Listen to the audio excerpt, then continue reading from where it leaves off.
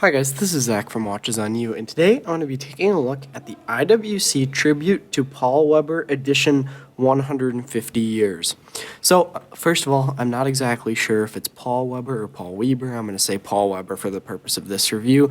I know that could be the wrong pronunciation, but that's what I'm going to go with. So, this watch was released for IWC's 150th anniversary, which they recently celebrated, and it was designed after the Paul Weber watches that IWC has made in the past. They started making these watches actually in 1884, and the Paul Weber design is this dial. So it has a digital display of the hours and minutes and then a sub-dial seconds. So that's the Paul Weber design.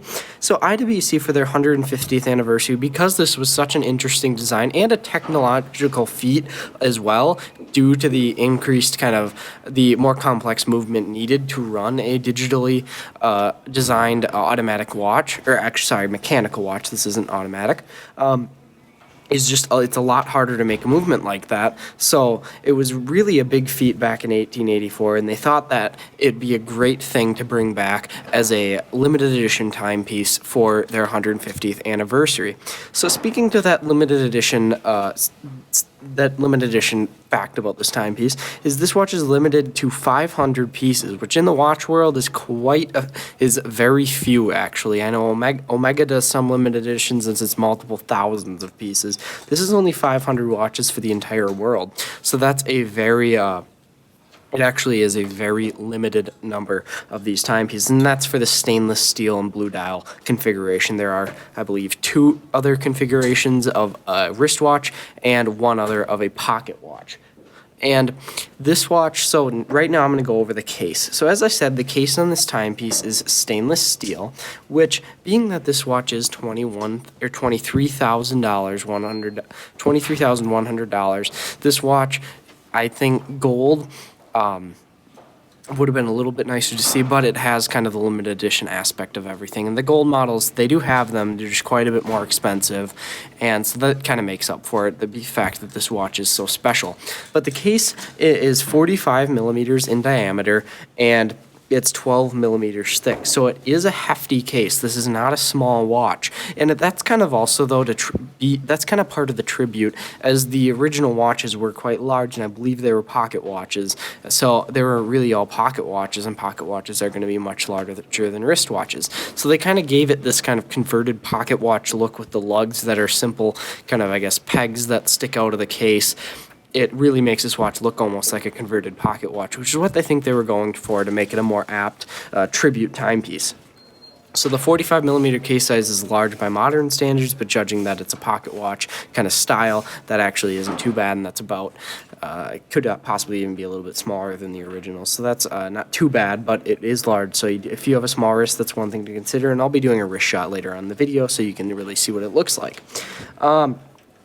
This watch, though, going to the dial. So the dial is actually a blue lacquered dial. This dial is not enamel. The blue dial is not enamel.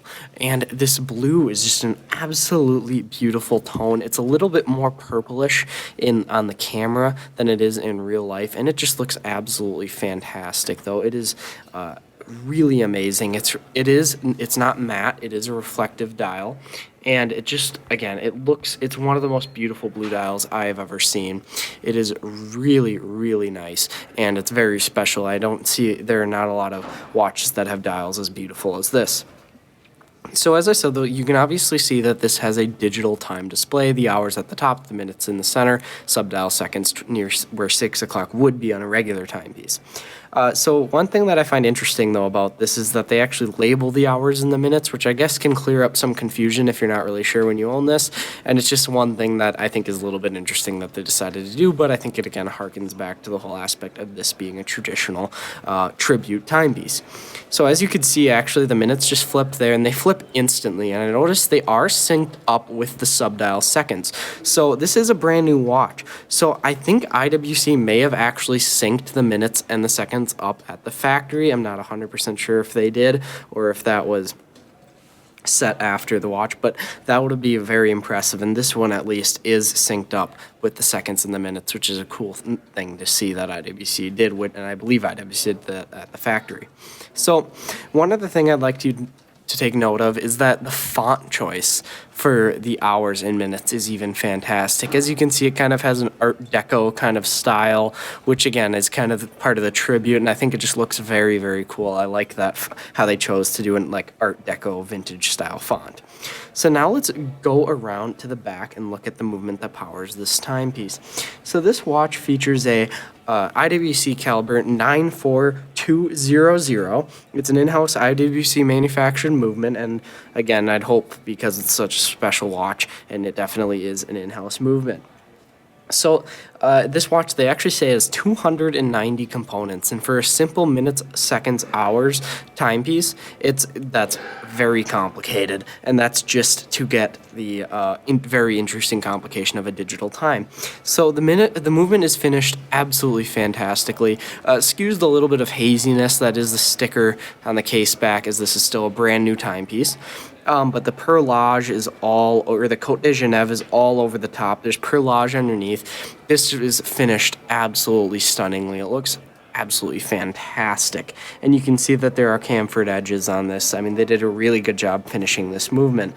And you can also see that they put a little medallion on the movement that says 150 years, so you just know that it's a special watch. And it's just one thing that I think is very, very cool to see.